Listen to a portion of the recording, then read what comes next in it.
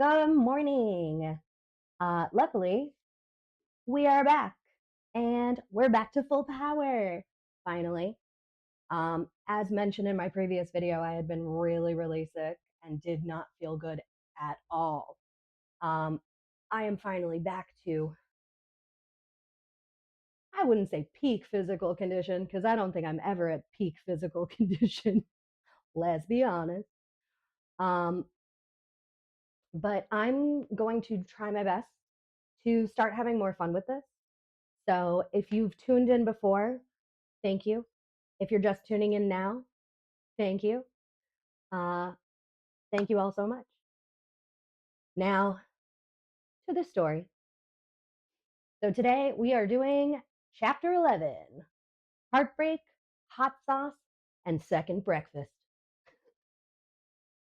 Not gonna lie, guys, I love these titles. They're so clutch. All right, on to the story. Or back to the story. Sam and Jay stopped at their local house of pizza and picked up a large pepperoni pizza and the biggest order of buffalo wings they had. They added spicy fries and some mozzarella sticks for good measure. Heartbreak always deserved a few extra clogged arteries. She sat in the passenger seat of his car, the boxes in her lap, practically salivating over the smell of the food.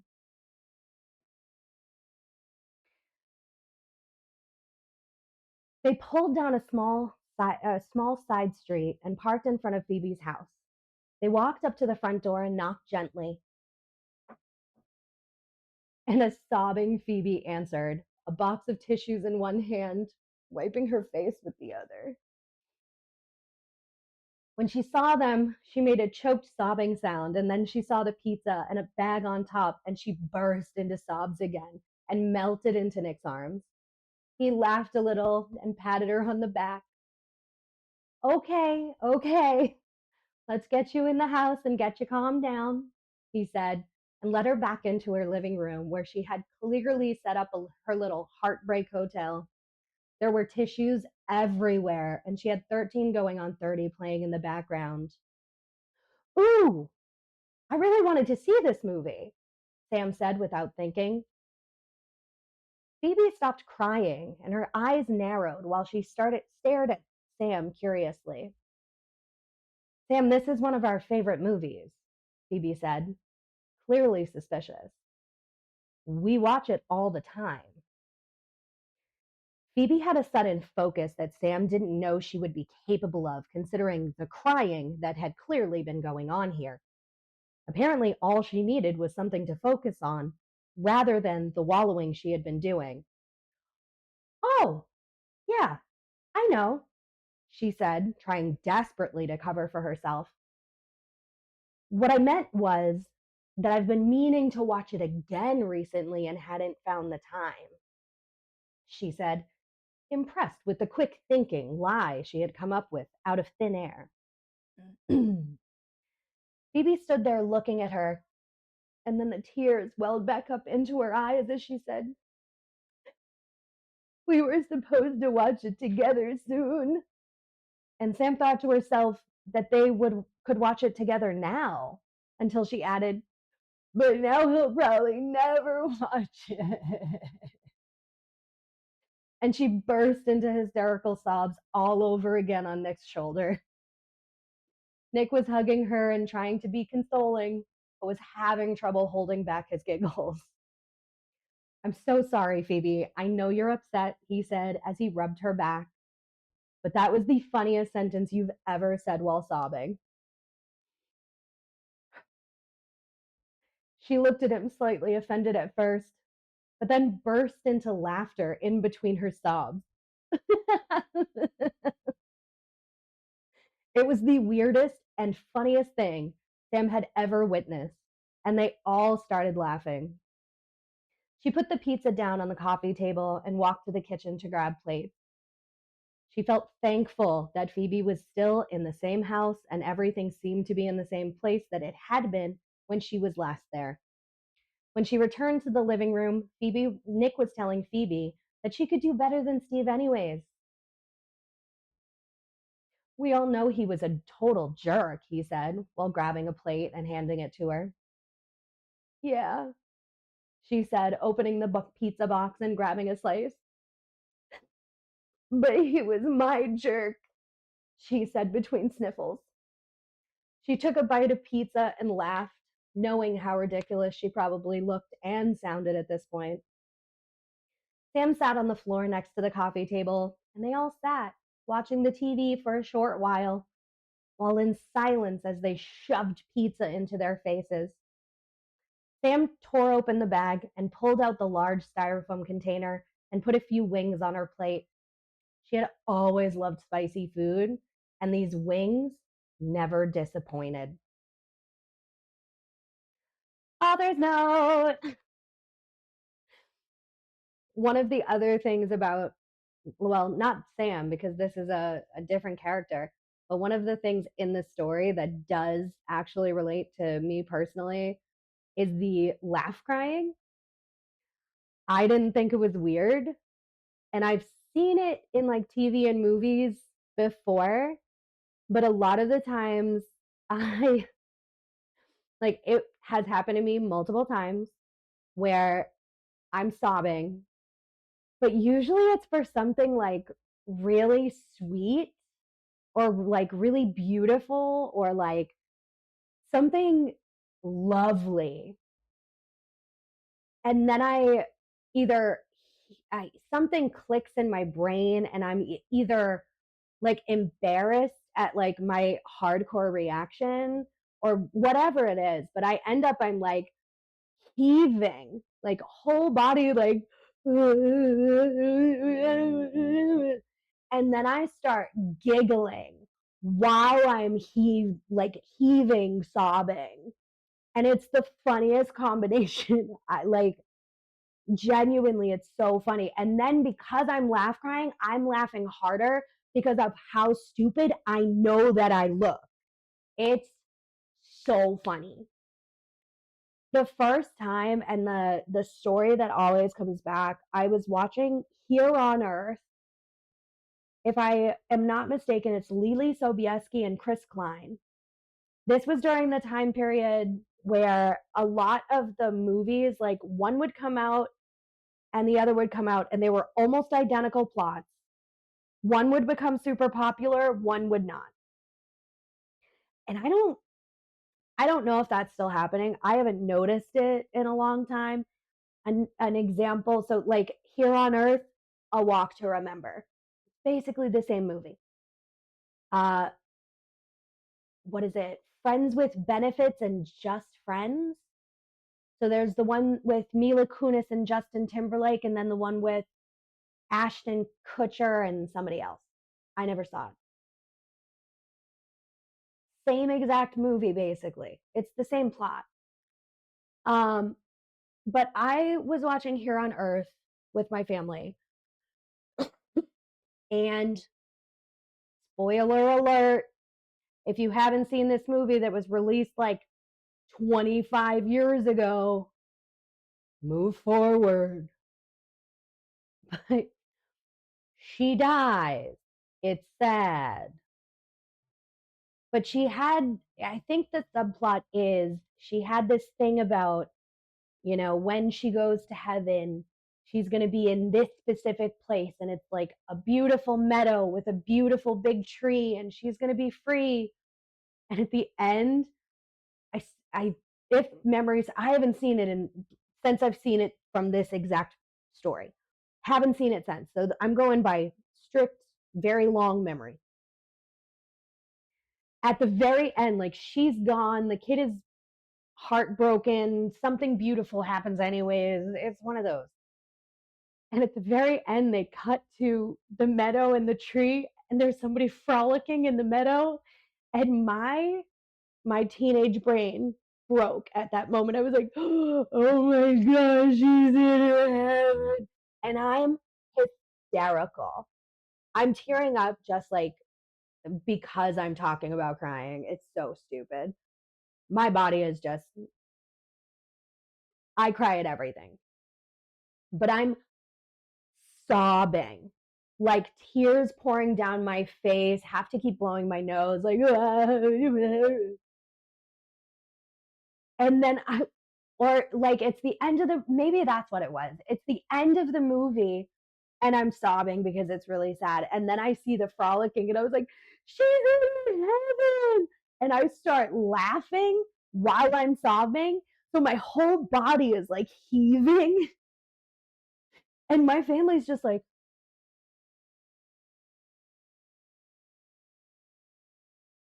what is happening? It was like, I don't know. It was, ooh. I was gonna say call it like blame it on teenage hormones, but it's definitely happened to me again. Like, I don't know. It's just a thing that happens. I think it's funny. But comment if you are a laugh crier, because I would love to meet more. Love to meet more laugh criers. Because I feel like we're a strange breed. Anyways, back to the story.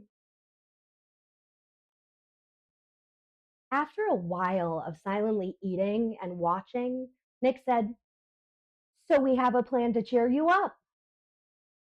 Sam almost choked on her wings, unsure of what his next sentence was going to be.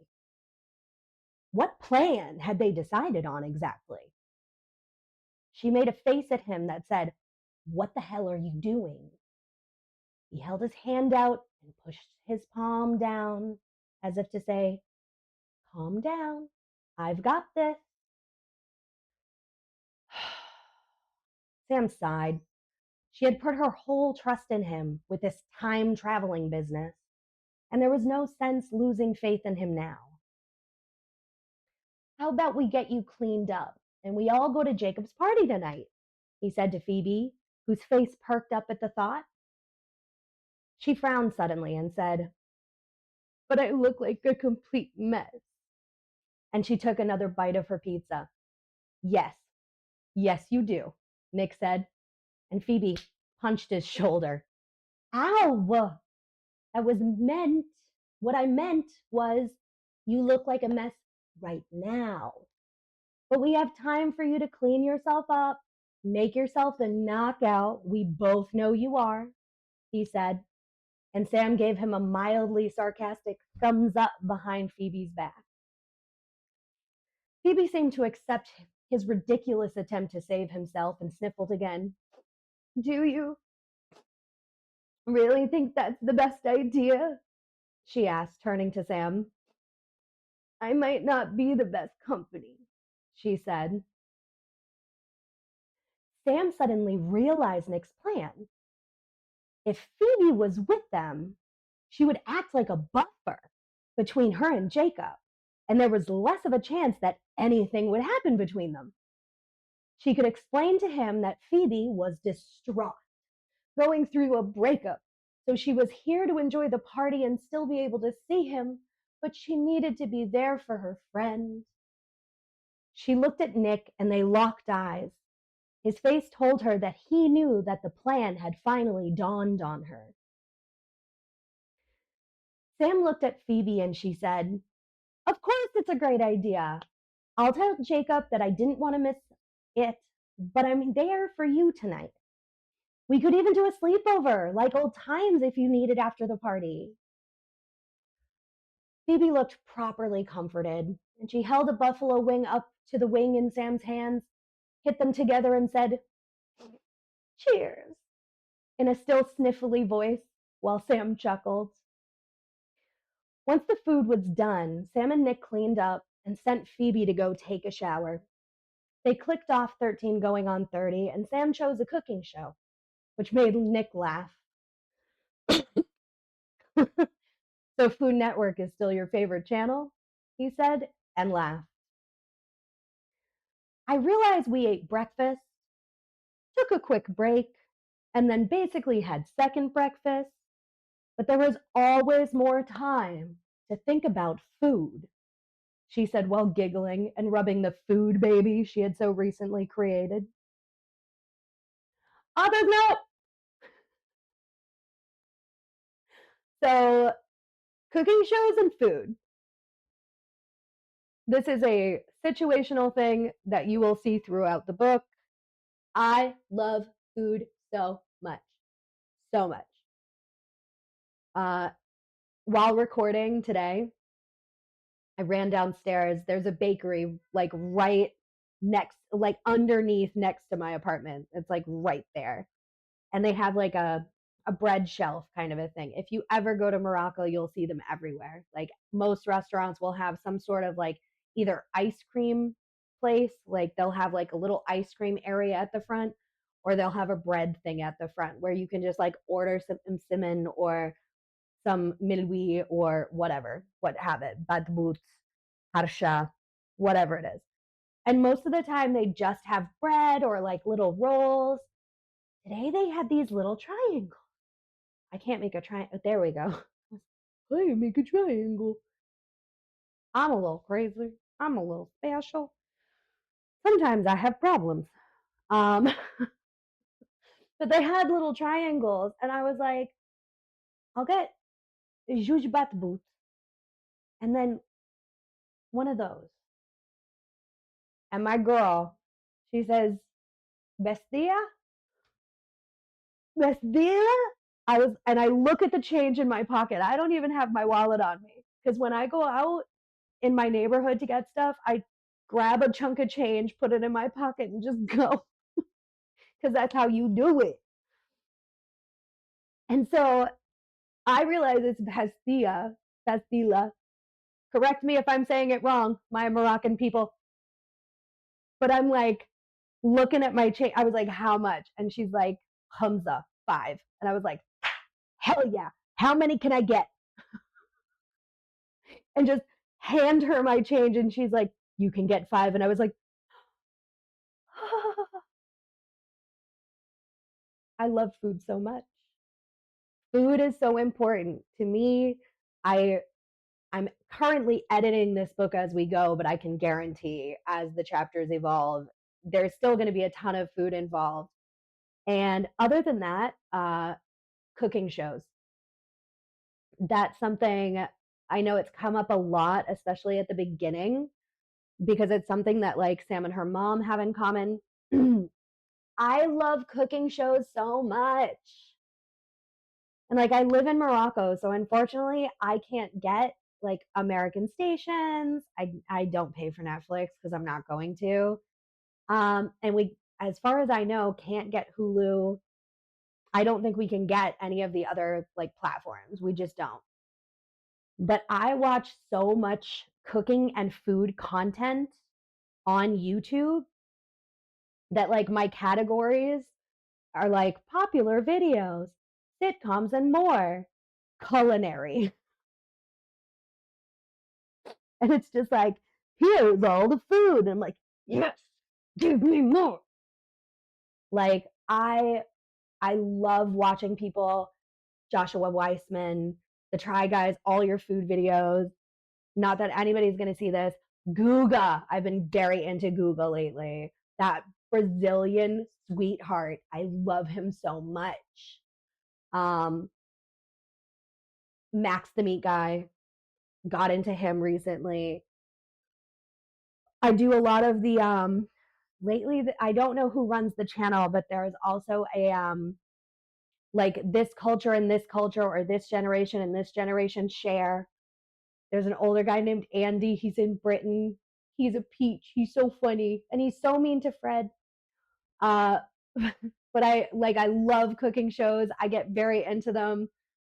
Uh the React cast, all of their food shows, and I'm like, I'm literally in the middle. Like I took a break during filming because my voice needed a break. And I'm literally in the middle of like watching the React cast dad dinners thing. So love food videos. I talk about food all the time. I will continue to talk about food forever.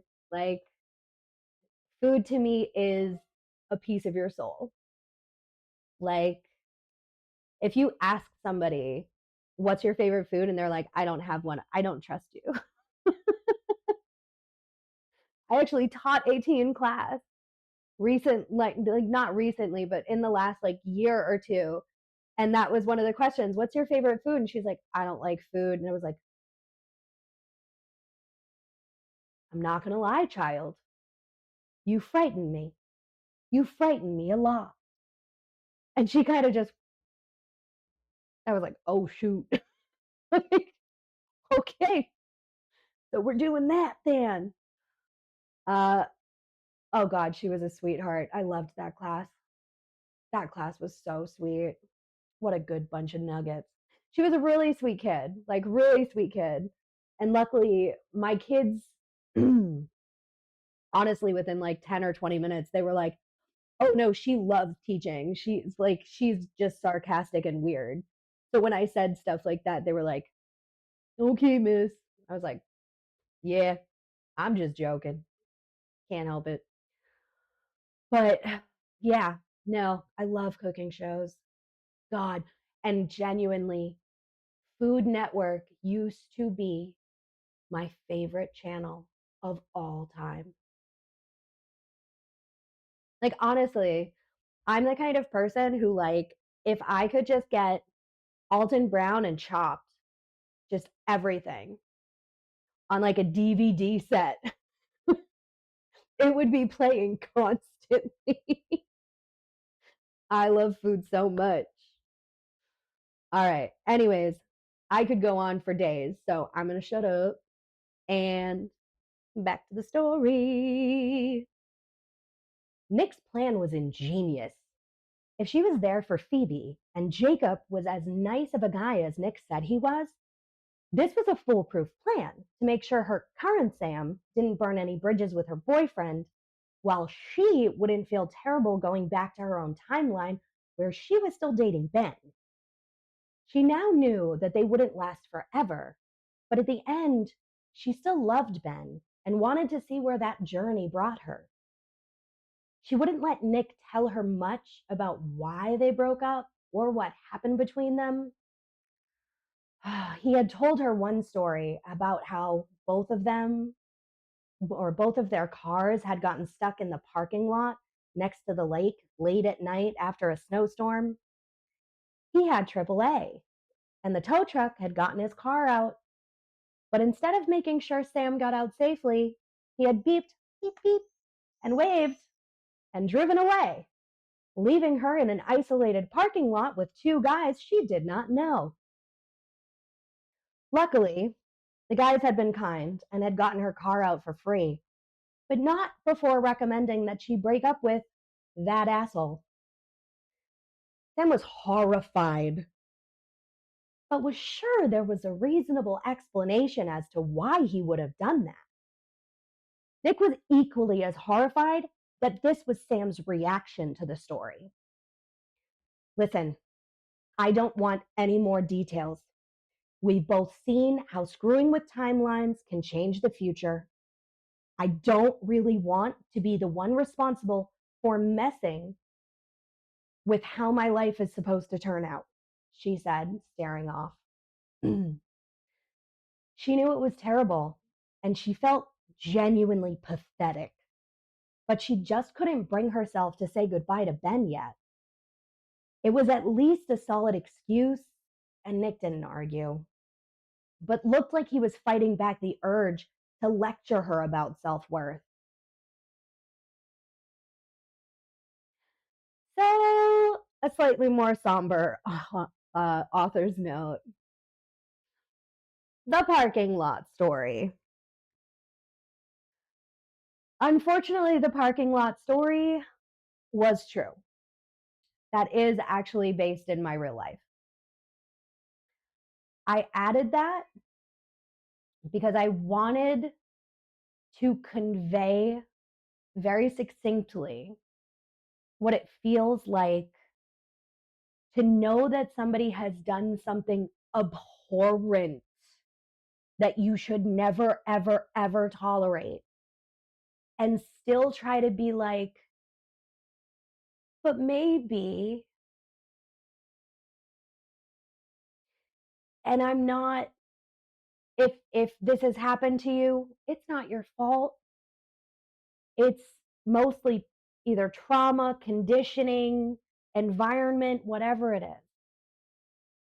There are dozens of reasons that this might be your thing, of excusing terrible behaviors and terrible things. This was me for decades, and I'm just now trying to like break myself out of it and figure out, okay, this is not okay. Just recently in the last few years, I've been working really hard to try to figure it out.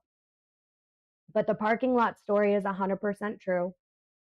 Me and the boyfriend at the time uh, needed to have a discussion. It was one of our breakup makeup sections, I guess. I don't remember. But it had recently snowed and there was a parking lot.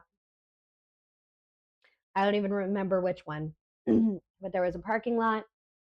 And I think I pulled in first and my car got stuck. And then he pulled in after and his car got stuck. And he was apoplectic. He was so mad. He calls AAA, and I know it was super late at night. It was like 11:30 midnight. It was super, super late. And for anybody who's had AAA, it's not instantaneous. They're like, yeah, we'll be there in 30 minutes to an hour. And they're like, show up when they show up. So we're, sitting there stuck in the snow. He's pissed. I'm sad. All I wanted to do was have a conversation. That's definitely not happening now, because now all we're doing is back and forth. Well, more like and me being like real sad stuff, but more sad and pathetic. But AAA shows up, the tow truck gets there. They laugh at the fact that we're idiots and like, why would we drive into a parking lot, especially like a random parking lot that like nobody's using at the time after a giant ass snowstorm. And they pull his car out and there's a hill. And at the top of the hill, they get him out. He gets out. He beeped, waved, and drove away and left me in a parking lot at like 12 o'clock at night by myself with two grown men at like 17 who I did not know. This could have gone so badly. I cannot express enough how much I understand how badly this could have gone. Instead, something shined down above me and they said, do you go to this school? And I was like, yeah. And they were like, we're going to get you out. Or no, they said, the first thing they said, they were like, is that your boyfriend? And I went, yeah. That's not what he said. I was like, excuse me? He was like, he made up some excuse about how I was just some girl and he was trying to come help me and blah, blah, blah, blah, blah. And I was like, excuse me? And they were like, honey, we are going to get you out of this. We're going to pull you out for free. But you need to make us a promise that you're going to break up with him. And I was like, thank you guys so much. And they were really uncomfortable because they were probably like 19, 20 years old. They were like recent graduates. And I'm just like, thank you, I appreciate it. And they got me out. I was late for curfew. My dad was pissed. I explained the situation. He was like, he what? And my parents already hated him. So that was fun. And I think that was actually the point that I sat down and I was like, oh no. And I broke up with him.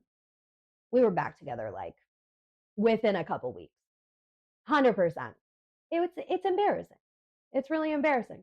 Because I think he like showed up with flowers and chocolate and I was like, okay. Because in my little addled teenage mind, I was like, but I love him.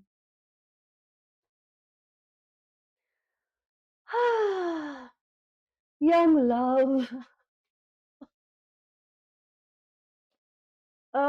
Yes, that is probably one of my more pathetic stories.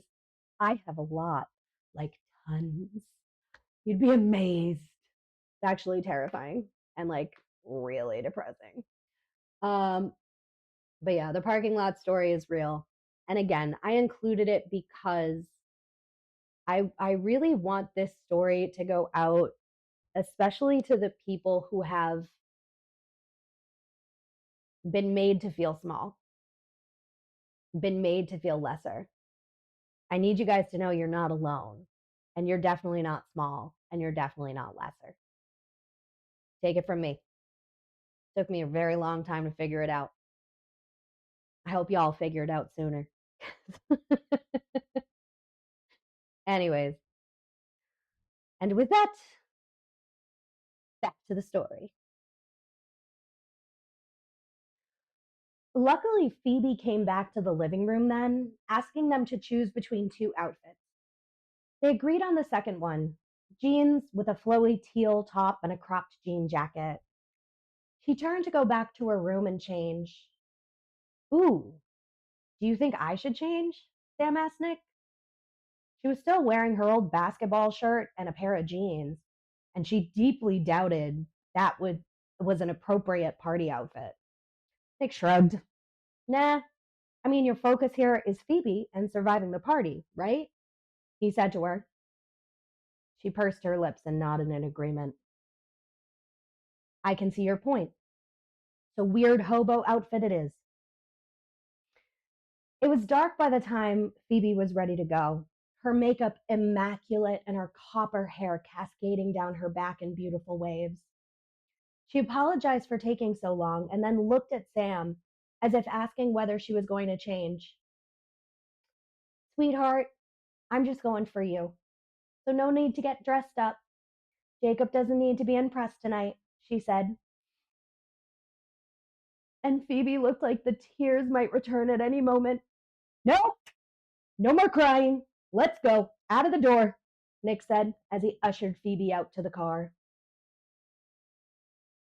All right, guys, I just want to say thank you from me and the kittens. Sage is walking across me as we speak. Um, thank you so much for being here today. Again, we'll have a next episode is coming out next Saturday. Thank you. For those of you who keep coming back, I appreciate you so much. Please make sure you share this video and this channel. I appreciate it. I cannot do this without y'all. Make sure that you like and subscribe. Please subscribe, share, and subscribe. I deeply appreciate it. I know the kittens deeply appreciate it. There will be more short content coming forward, but I will continue with these weekly episodes. So the chapters will keep on coming. The book is completed. So you will get the entire story if you stick with me. Remember, Wattpad is released every Thursday. So if you want to read it, or for my language learners, if you want to read along and then listen, that's another way. I always tell my students that's one of the best ways to like improve your accent. Granted, this is not my classroom accent. This is kind of an amalgamation of my classroom accent and kind of my other accents. It's not my full. It's technically not a Boston accent. It's a Southern New Hampshire accent, but whatever.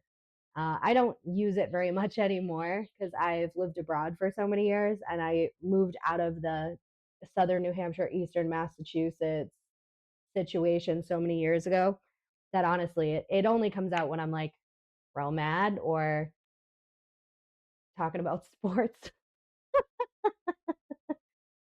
If I'm talking about Boston, it comes out.